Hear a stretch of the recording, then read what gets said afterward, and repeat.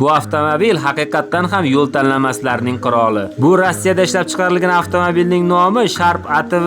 U har qanday noqulaychiliklarni yengib o'tishga qodir bo'lgan yer usti transport vositalarining eng yaxshilaridan biri. Bundan-da qiziqarli videolarni ko'rishni xohlasangiz, Telegram kanalimizga obuna bo'ling.